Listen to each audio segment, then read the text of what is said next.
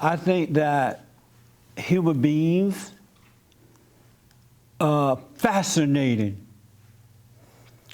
in that you just never know what a human being would do. It just is mind-blowing what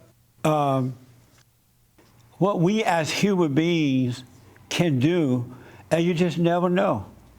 And to me, that's fascinating in that what causes human beings, we can sink so low and do things that we never imagined that we would do, or we could do crazy things along the way and not know that they're crazy. We could say crazy things and not know that they're crazy. Isn't that like mind-blowing? We can be mean to one another. I read some of the comments on YouTube about our TV show or whatever, and the folks that don't like me, they say some of the nastiest, meanest things that, you know, and you wouldn't think that a human being would be that dirty and cold, because like we are human beings, you know. We're not like animals. I believe there are some animals out there that treat one another better than human beings treat one another, some human beings. And I noticed that the people who are criticizing, they never offer any suggestions that are good. They don't say you're wrong, here is the right way, or the way I think is right, maybe this can help you, right? All they do is attack with nothing. And I'm thinking, how can you be a human being and be that way? Another thing I think is interesting about human beings, in some cases, it has to be extreme. You can not like one another and don't speak during the week, and then you can have a party and everybody show up at the party. And everybody party and have a good time and get drunk and get down, right? But then Monday, you're not even speaking anymore. Isn't that like amazing? Or it's just, human beings are something else. I think I'm so fascinated by human beings nowadays. Second to seeking the Father His right way. A person can like you right now and you say something to them that they don't like, they change just like that on you. Isn't that amazing? And then how we can dress up and act like everything's fine, but it's not really fine. Isn't that amazing, G? Yep. It's just so amazing to me. Just think in your own life, as I've always think about my life, some of the things I've done over my past life, it's amazing that I did some of those things. It doesn't make sense. Where was I, And how come I didn't know it was wrong enough not to do it? Yes, sir. I think what it is, at least from my perspective, when I'm insulted or, someone comes against me for whatever reason, then it's time for war. And when the war is over, then we start thinking of, rebuilding a relationship or peace or whatever. But it's like you get into a war mentality because you become very defensive. They're attacking you, so you attack back. And relationships are kind of like that, I believe. But still, I see things that when you're not, I see human beings doing certain things when they're not even at war. The things they say and the way they think and all that. And we're like created in the image of God. We have His image. We have His nature. And the last time I looked, He's pretty bright. And so I'm wondering, why aren't we as bright as He is? Some people, and I've been there, have, they have a, like, how the police, they can be nice and then 1 minute and then go after the criminal with, the type of aggressiveness you want to go after them. But after a while, if you've been in a war zone for a while, you become hardened. You don't really have a center of love, so you become hardened. And I think there's certain people who've been under assault and who've been assaulting back and forth at war, so to speak, continually throughout their lives, and so they're more hardened. Interesting. I'm loving it, though. I don't mind what I see, in observing human nature. I don't mind what I see. I just think it's so fascinating. I got a call from someone who was sitting and this is a grown adult. And this person liked me a lot, and I like them a lot, so it's not a negative. It just is amazing they sitting in a cafe in another state, and they are sitting there with a bunch of friends, and apparently somebody sitting in the cafe at another table, and they all sitting at this table saying, "Oh, that looked like Jesse. That person looked like Jesse." And the person said, "Oh, let me get Jesse on the phone so he can talk to this stranger and say, you look like me." I'm like, wow, that's so fascinating. I would never think to do that. I would never think to be sitting in a cafe and I see somebody that look like Mark. I don't know the person, never heard of the person, but I'm going to call California and get Mark on the phone so Mark can talk to the stranger. Isn't that like fascinating? That's amazing to me. And this person doesn't mean any harm. They like me, they, all that. And I like them, and they're good people. But I'm thinking, wow, it's amazing that the mind can work that way. Don't you think that's amazing, Brenda? Would you ever think to call Ed? You're sitting out there with your girlfriends at a cafe in New Orleans. Ed is in California. A white man sitting over there looking like Ed. Like, "Ed, call me back. I want you to talk to this stranger so I can tell him you look like him." No, I would never do that. I might take a picture and show it to Ed and say, "Hey, Right. this guy looked like you," but I wouldn't think Ed would want to talk to him. I would never even think to do that. What would I say to the stranger on the phone? "Hey, I hear you look like me." But that kind of stuff is exciting, don't you think? I've heard when you began the process of meditation, that a lot of your past memories will come to review, and that you review them with a different light because you're changing and you're now looking to be still, and you look at some of the things that you've done, and now you look at them from a different perspective. You let's say, for example, me, you are a little bit like saddened. Hey, I remember I said these things or acted this way towards this person, and I was really mean. I can't believe that was me. Did you recommend that at that point, when these memories come, that you call the person up or just let it be, let experience that little feeling of regret or amaze, whatever it may be, and just let it go? Or do you think that because Jesus said, if you offend somebody, go to him and apologize or set yourself straight with him before you go back to. That's a good question. So I just wondered if what your take on that is. When I reflect, it's only to allow me to appreciate the fact that God was with me and He's brought me through all that stuff, and I don't know how. It made me realize He had to be with me to bring me through it, to allow me to overcome it, and so that just caused me to appreciate Him more. But yes, if you have offended someone and you're wrong, of course, if you can. But most of the time, reflection is just to appreciate the Father and what He has done for you.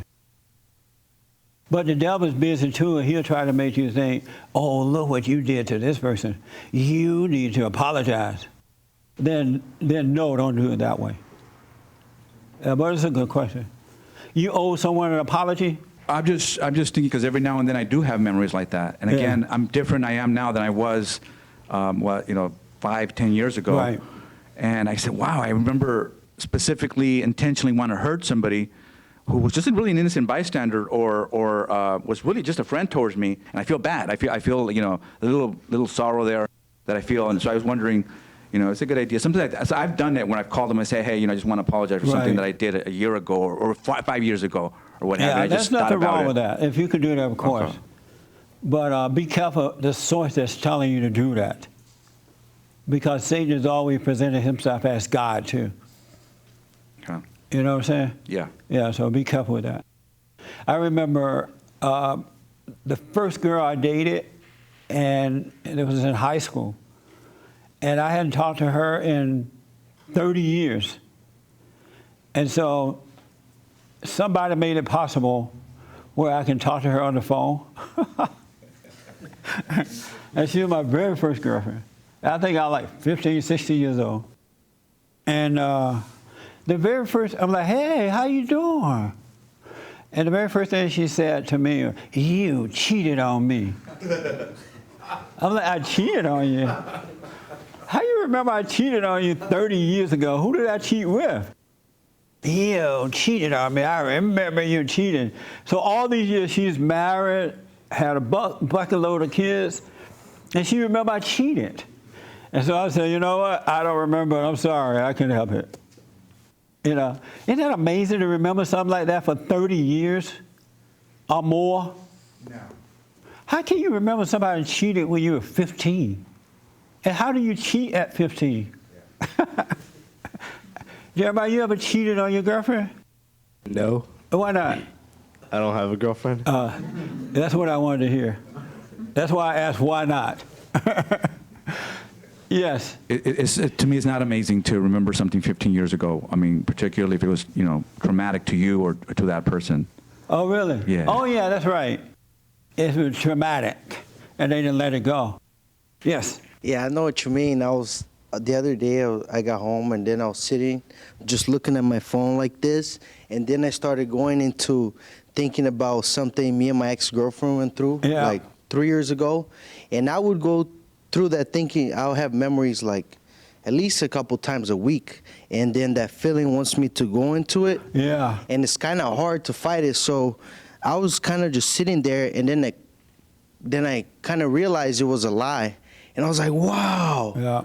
But I didn't think like it's a lie just intellectually. It's like I caught somebody in a lie, and I'm like, whoa. And it made me think like, what else has been a lie in my life?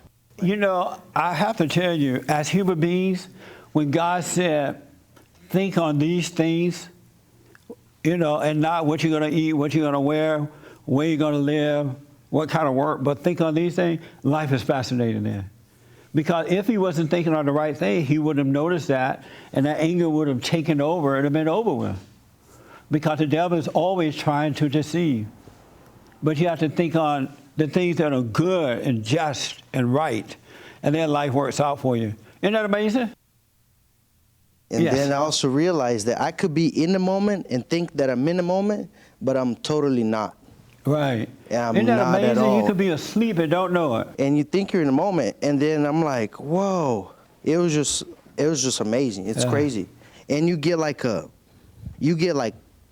burst of energy in life When you come all back. of a sudden, Yeah. like this. That's right. You better wake up, folks. Really. You're absolutely right. Life is, I was telling a friend last night that there are two ways to live. You can either live in darkness or you can live in the light. There are absolutely two ways to live. And I'm so thankful that for whatever reason, God decided to bring me into this other reality, bring me into the light, out of the darkness. I didn't know that you could live this way except that he drew me in. I didn't really, you hear about these things, but until you're drawn into the kingdom of heaven within, you're never going to know what it's like. The mind cannot conceive. There are no books or anything that can explain what it's like to return to the kingdom of heaven. There are no words. The words are just to try to witness to you about it, to tell you about it. But your mind cannot conceive what it is, so don't even try. It's like God has cut your mind off from knowing this. And I'm going to tell you in a minute why. I know why. I absolutely know why. And then once you get into that kingdom, once you return home, then you can start living because you're back home. You just start living. It's just so amazing. I wish I could give it to you. Anybody who is holding on to anger, you're preventing yourself from going home. Didn't the guy that left home, didn't he end up in a pig pen or something? Yes. The prodigal son guy? Yes. Yeah. Thank you, Raymond. Ed. So one of the things I've noticed is I'll remember something I did in the past. It's rarely good. It's almost always something bad that I did. That's a very good point. And I don't know when the last time I remember anything good I did in the past. Right. And yesterday I was thinking about that as something stupid that I did or something that, like you said, I can't believe I did that sort of thing. Yes. And I'm going, all right, from now on, I'm going to force myself to remember something good at the same time. Because it's easy to get down on yourself. It's easy to kind of get into that. And I don't like that about that sort of thing. But see, what happens is when you're reflecting, you're taking that quiet moment to kind of examine, you won't get down on yourself. You'll be humbled by it because you would see where God had brought you through. Definitely, you end up going, oh my God, where I could have been. Yes. What a mess it was, and I had no idea. But then you also have to realize, that's why we have to have the mind of God, because in that same moment, Satan is coming at the light too. Well, he and his little demons, and he's going to try to make you feel down about it. Exactly. And if you fall for the lie, you will feel down. It's hard to tell. I'm sorry? It's hard to tell where the source of that is. Well, here's the key. So I want you to know this. God, your Father, never, ever try to make you feel down. He never give you anything that bring you down.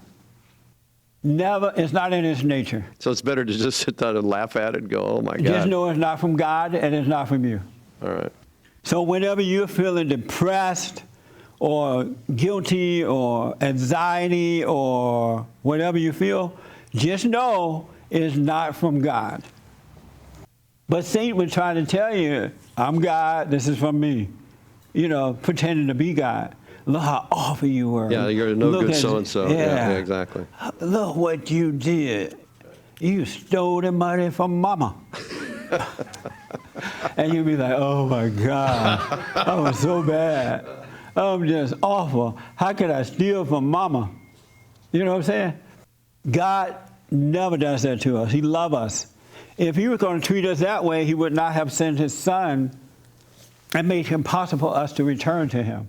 He would just let us hang out and feel guilty and die. Yes, Steve. And I gotta say, Satan's a good liar. That's all he is. Oh man, Yeah. I was like, wow, that was a good lie. Yeah. And it's like, it's amazing. It's not even like bad or anything. It's just like, he's a very good liar. Yeah. He is the father of lies. And this week, I've caught him in a few lies. And then that's really how I'm recognizing more the voice of God, by recognizing the lie. That's right. Just like how you say, if you don't hate, that's love. Yep. If you just don't listen to the lie, then, you can believe the truth. Yeah. Absolutely. Absolutely. So, anything else? Anybody?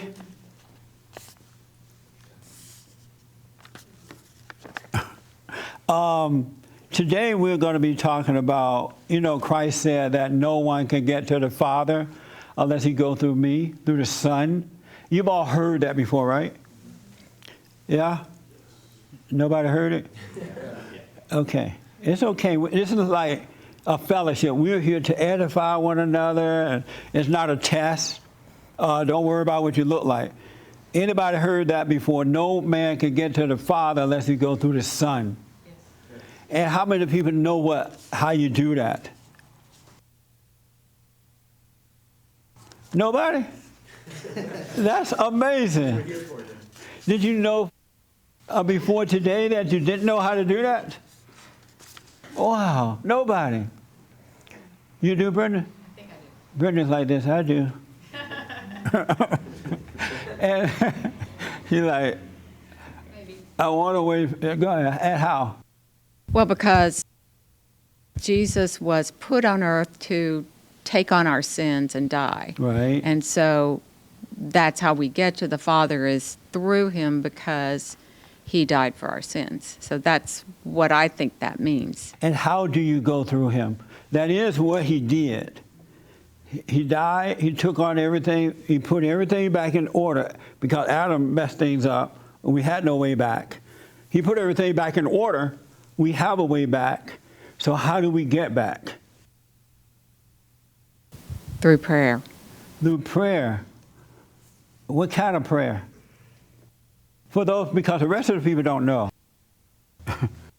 Isn't this amazing? How many Christians we have here? Everybody a Christian, except baby Jessica's daddy. But how are you a Christian? Did you become a Christian without going back to the Father? But finish that, Brendan, and I'll talk to the Christians.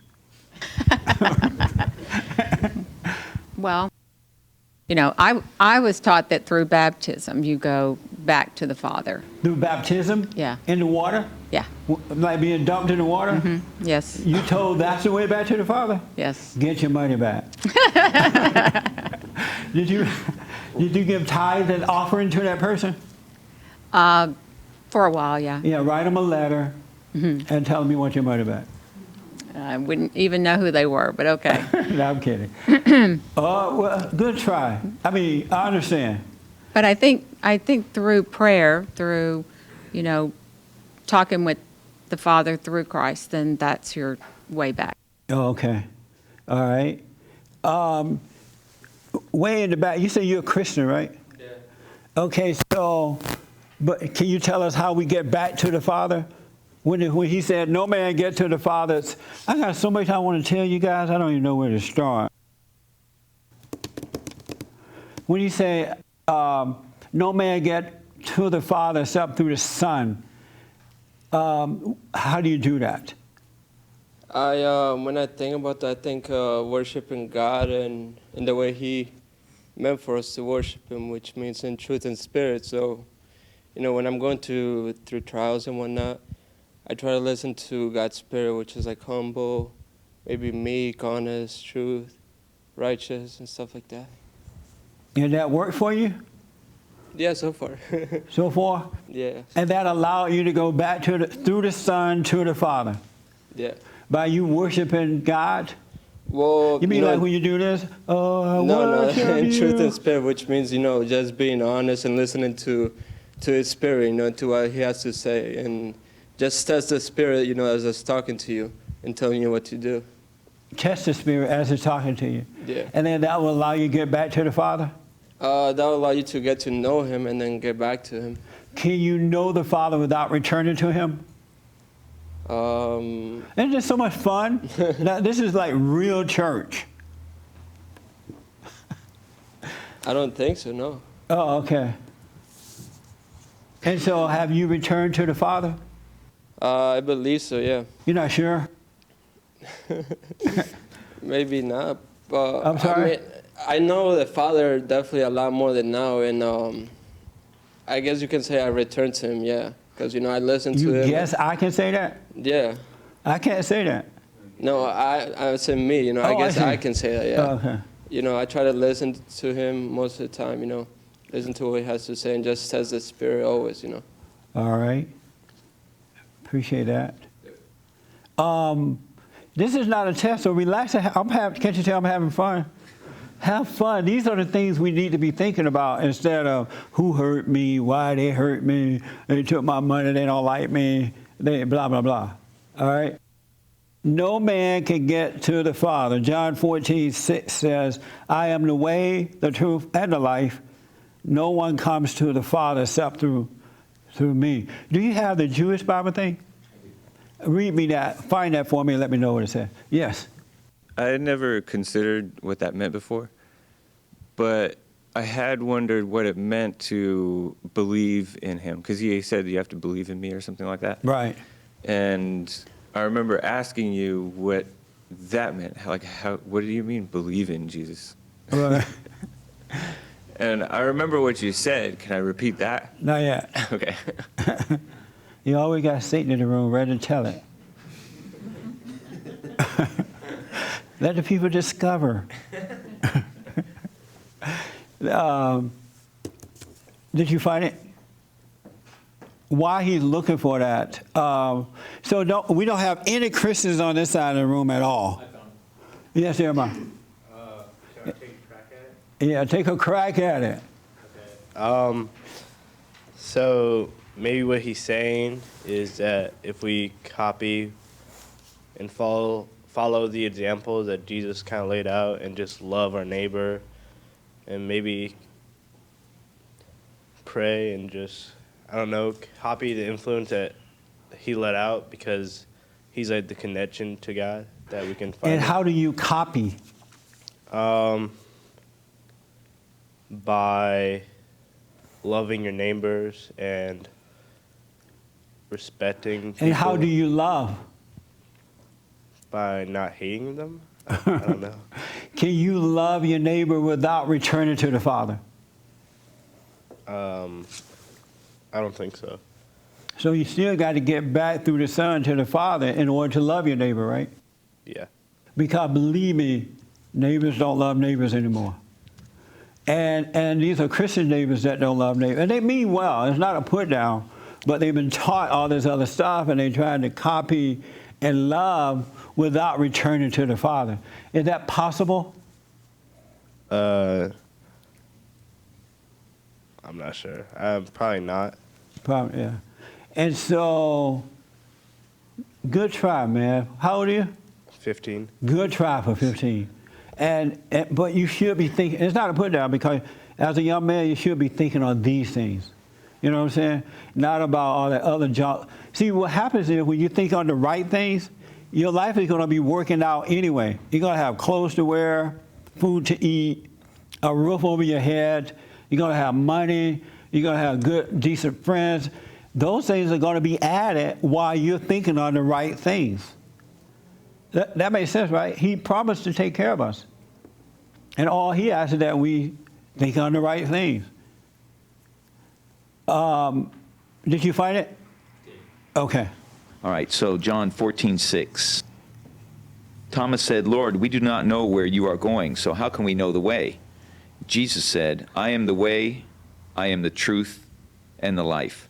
No one can come to the Father except through me. If you know me, you will know my Father too.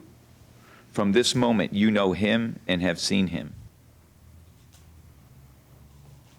Did that help? No. That helped you? That didn't help? Jesus said no. My heart pray that you find this. Once you return to the Father, you can hang it up and just live. You really can. And you're still going to have many challenges. Don't think challenges are going away, but it doesn't interfere at all with the peace within. You won't have the conflict. You won't have the worry. You won't have the noise. You won't have the anxiety. You can throw away your anxiety medication. You don't need to be on antidepressant pills, because the challenges on the outside would not interfere with your peace at all. Can you imagine living a life where you're dealing with stuff, but you don't feel anything about it? And I'm not talking about the false not feeling. I'm talking about perfect peace that you will have. Wouldn't that be nice, Brenda? Well, the Father made that possible already. He absolutely made it possible. There is, Irma sent me an article yesterday. It was a study that was done by a group called the Barna, B-A-R-N-A, is that right, Barna Group. And that study said that 59% of millennials who grew up in the church have dropped out at some point. 59% of millennials who grew up in the church have dropped out at some point. That's a huge number if this study is true. And millennials are, if I'm right, James, 25 to 35 or so? Yeah, roughly. Maybe younger. Maybe younger? 18. Yeah, 18. Is it? 18 to 35. 59% of those who grew up in church have dropped out. And then they give these 9 reasons why and explanations, and then what the church should be doing, how the millennials want to be helped, and blah, blah, blah, blah, blah. Are you a millennial? I guess. How old are you? 25. Oh, yeah, you are one. That's amazing you're one. Are you one, Mark? How old are you? 36. Oh, yeah, you just passed it. So what does it feel like to be a millennial? What does that mean to you? Nothing. Nothing at all? You never think about it? No. Oh. Do you know what it is? Kind of young people, I guess. Yeah. But I'm old school, though. Oh, yeah, that's right. In my case, it was, you can't enter into the kingdom of heaven if you don't forgive. And man, we represent Christ on earth. So you got to love your earthly father. So, meaning don't resent him so you can return to the Father. You're close, but not quite. It's so simple, you guys got to bite your fingernails off. You'll be like, wow, why did I think of that? Why did I think of that? But that has to happen, though. You must forgive before you enter in, because as long as you have one iota of anger, you're never going to enter into the kingdom of heaven. One iota of anger will not let you in. Do you have anger, Esteban? Don't lie. I guess a little bit, yeah. No, not. Do you have anger? Not, I guess. A little bit, yeah, sometimes. And so how you went through Jesus, and how are you humble if you have anger? Because I deal with it, you know, when I feel, you know, anger or something, when I feel like I'm inspired by anger, you know, then I go to, you know, pray and then ask the Father to show me the way out, you know, to lead me. You're 19, right? 20. Yeah.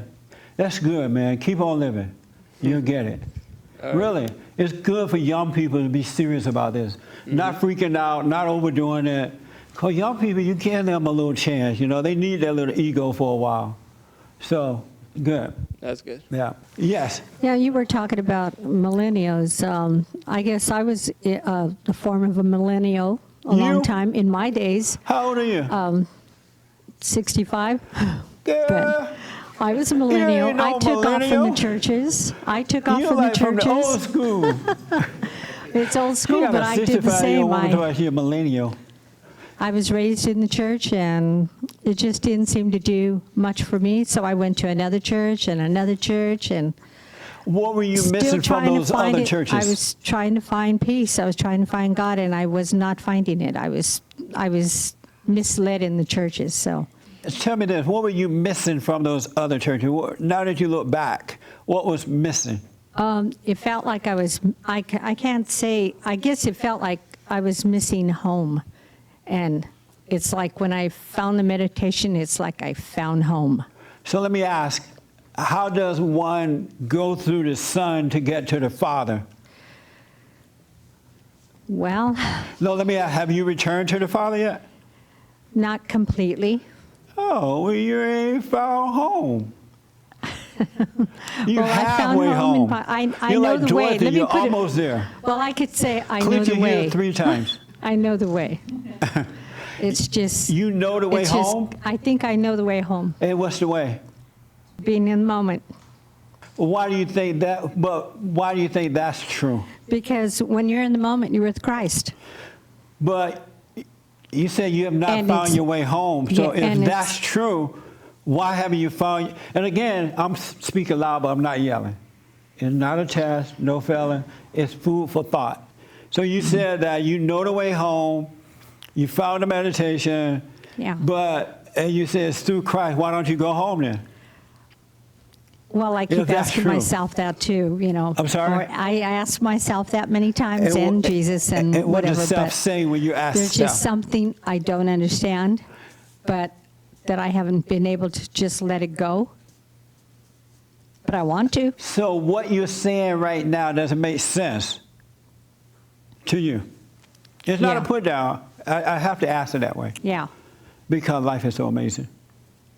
Yeah, it is. And That there's makes sense. times, and there's times when I have challenges that are up against me, and they don't affect me at all. I mean, you know, I actually look forward to somebody to call me down and call me bad words, whatever, because I don't. I like the fact that it doesn't Don't hurt me. bother me. It doesn't bother me either. So let me But ask. there are other things that will bother me. So, you know, and I know I'm not completely clear, but I want that clarity. Right. So what you're saying makes sense to you? Yes. Okay. Everything you just said makes sense. Yeah. This is why I said, like we're something else as human beings, huh? So let me ask, let me get some witnesses just to see am I wrong here. Judy, does it make sense what she just said? Yeah, I think it makes sense. Yeah. So it makes sense that she knows how to find the Father. She knows how to get back home. She found this great meditation, but she won't go home. Yeah, that part. I think that's kind of interesting because that's kind of like how I look at it for myself, personally speaking. I know myself the way home just is, What's the way? very similar. When Jesus said, "No man get to the Father except through me," how do you do that? And that's a great question, and I think I've wondered about You that. have not returned through the Son to the Father yet? Not quite. And, no. and why not? Because I'm just that's a good question. The thing is, I realize that for my personal life, I'm just being lured by another side, and I'm not staying in the moment, and I have to know. I know that. What do you mean stand in the moment? Well, being in, so if you're, for me, lots of times I'm sort of stuck in the past of something that, I just can't get over, and it's in the past, and it's not in my presence. And so as you are speaking right now, it makes sense what you're saying? What I'm saying? We're just sitting by the hillside in front of the creek. The water's running down, and we were talking. All right, we were fellowshipping one to another. So what you're saying, does it make sense? I don't know. You don't know? Honestly, I'm just saying that. Don't let me make you doubt yourself when I ask that question to either. Yeah. We're fellowshipping, that's all. Yeah. I just know that I have to get back to home, and that sometimes I find that I'm right with it, and there's other times where I find that I'm so far away. Sometimes you're right with what? Right with with being objective in the moment. How do you know that? In the moment, you kind of you're here in the moment. You're here and now, in the now, and that's where everything is. That's where I know that I need to be. I just personally have a little trouble with at times just realizing that, because I have issues of maybe planning for something to come up and things like that. Okay. And so I just I know that I've asked myself many times about that question, about how do we get through to God through Jesus, and that is really a great question. And I've that's why I asked you a question, because you hear these things all your life, and you assume that you know, and then someone says, "How do you get back to the Father through the Son? What is he talking about?" And now we're rambling. Mm-hmm. Oh, we gotta worship the Lord. We gotta pray. We gotta go to church, and then the person walk away never understanding. Yeah, I've asked that question because I really, one day I just wondered about that, and it's like I just think that it's the part where he says, "If you know me, you know my Father." Yes. And that part seems to have a real good, large, significant. Beautiful. Yeah, it's like I know that it's the same thing in a family member. If you kind of know me, you know my Father, because we're very much alike. Yeah. And so I think that Esteban looked just like his father. When I see him, I see his father. And asked him, did he think that he was his father? Are you your father? He like, no, but yeah, he believed Jesus God. Sorry, Esteban. Okay. How does one go through the Son to get to the Father? You've been giving us the clue to that as you've been speaking to us. Like 3 times or 4 times you've already given us the clue, and that is relax when you're wrong and you've been shown to be wrong. Relax through pain. Relax under the pressure of being questioned. Take it easy, relax, and the truth will be given to you, and then that truth will bring you back to the Father. And does that make sense, what you just said? Yes. Okay. Because I have not been able to do that for most of my life. Right. Are you able to tell us how to get through the Son to the Father? Probably not that qualified to say that. Qualified? Why not? Well, let's just say I'm not an expert in these affairs. None of us are. If you can see, are we lame? Is that what you call us? We're all idiots. So are you a Christian? Hard to say. I mean, I basically was went to a Catholic school and went to Catholic high school. I mean, but my parents never got me involved in terms of formal baptism and everything like that. But you know, obviously, there's a lot of things that I believe in that are aligned, you know, with Christianity. But there's also other things as well that are outside the scope of traditional Christianity that I believe in as well. Oh, okay. Yeah. But being a Catholic is being a Christian, right? Well, I'm not Catholic though. I just went to a Catholic you just school. went to the school. Yeah. So I mean, I was educated. Right. Okay. I mean. Oh, I got you. You know what I'm You saying? were educated through the Catholic school. Yeah, I mean, but I was you didn't educated in become a Catholic school, and so yeah, I mean, they had you know, mass every day, and you know, or every other day, and then they had, you know, Bible study classes and, you know, religious study classes Right. or whatever. Okay. So in terms of being able to say as an identity, you know, am I a Christian? That's an identity issue. You know what I'm saying? So it's like, I don't know where I'm at right now with that, to be perfectly This honest. your first time here? Yes. How did you hear about us? Through some of your interviews. I was at the gym the other day, and this, you know, I can't tell if I'm talking to a median or a Ram person or a G kind of. Where are you from, G? Brazilian or Hispanic. They all look the same to me. So I'm not sure what this guy was. But, and he and a white guy and myself were standing there talking, right? And it was the same day that Donald Trump held a press conference. You know, Donald Trump held a press conference, and he got a switch off the tree and just whooped everybody with it. And so this guy that I don't know what he is, he said to me, I'm a fiscal conservative.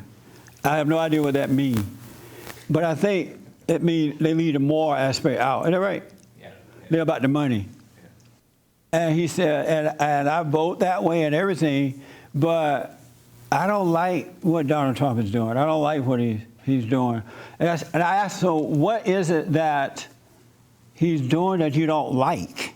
I don't like the fact that he's sending immigrants back home.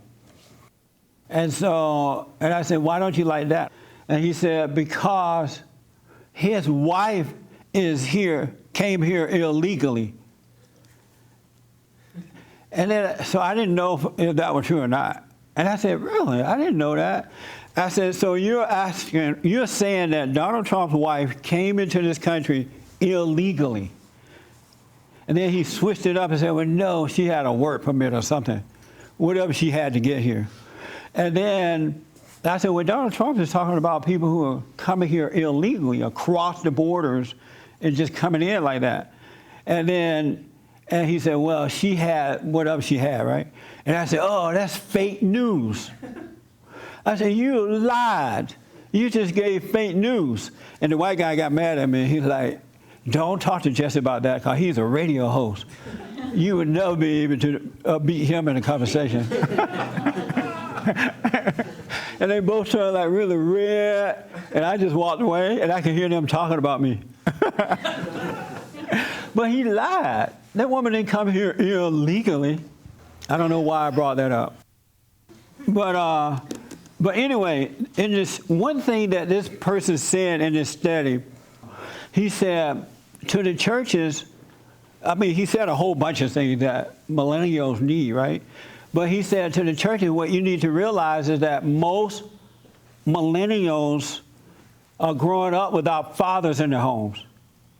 He said, so we need a father, but they don't have fathers, and that's why they need the churches to be more active in their lives, because they don't have a father.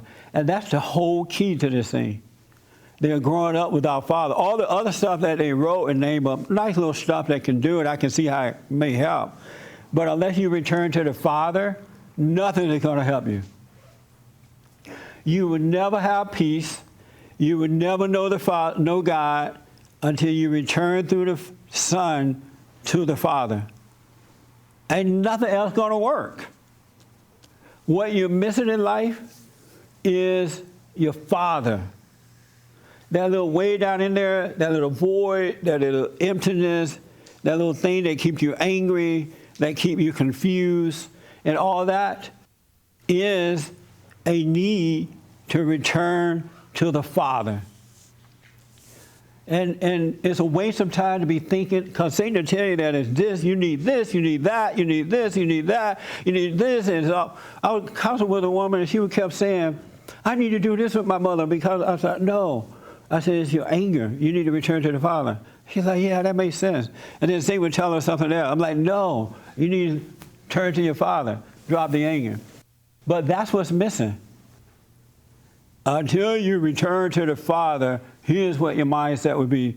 John 8:43-45, you can read it later. Why do you not understand what I'm saying? It is because you cannot hear my word. You are of your father, the devil. Until you return to your Father, you are of your father, the devil. You may be nice, you may be helpful, and there are some nice, helpful people. You know, like the rotten kind of thing. Until this happened. But you cannot hear my word. You're of your father, the devil. And you want to do the desires of your father, which is the devil. He was a murderer from the beginning and does not stand in the truth, because there is no truth in him. There is no truth in your father, the devil. Telling a Christian who has not returned to the Father that they are of their father, the devil, is like telling a man that he is a woman. The last thing a man wants to hear is that he's a woman.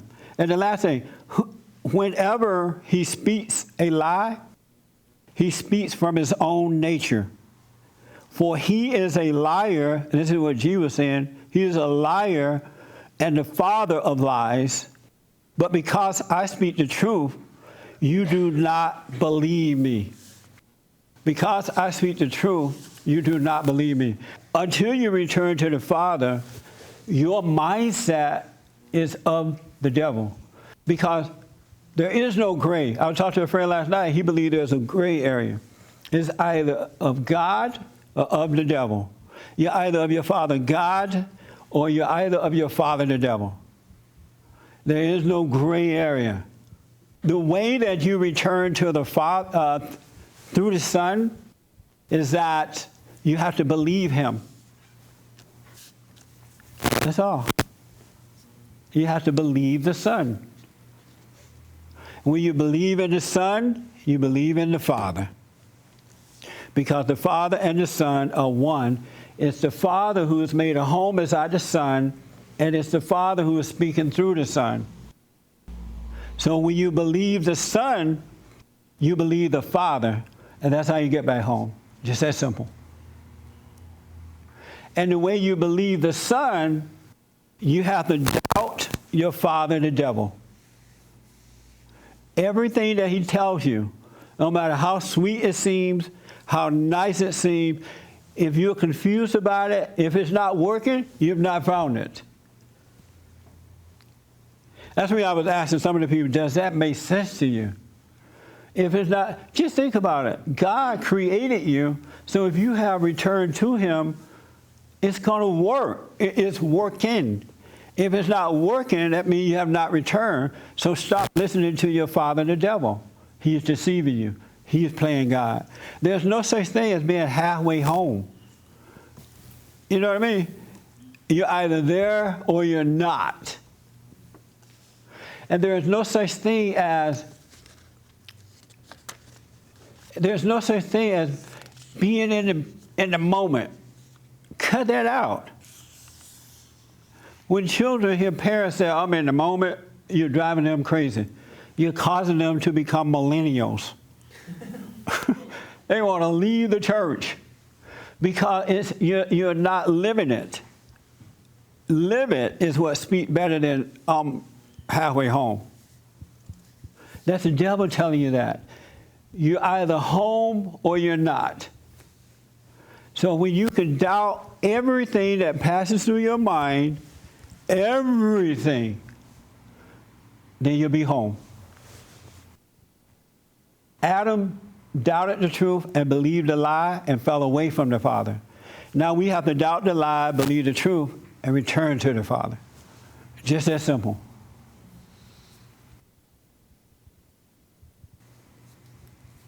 What do you think about that, Brenda?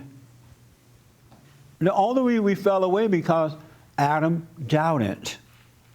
Adam, before that, believed in the Father. There was no doubt. Then he believed a lie, and he doubted the Father. And Satan became his father. He developed Satan's mindset because he believed his father, the devil. Christ came and put it all back, so now we believe in this son that he sent. We believe back into the Father. Yes? I think it's beautifully simple. Uh-huh. Yes. This is so simple, huh? But we've been taught all this other stuff, and Satan is using that against us, and so we always believe lies rather than truth. Isn't that like simple, huh? How many people see it, how simple it is? Do you see it as simple, Miller? Yeah. How about you, Kelly? Yeah. It's so simple, huh?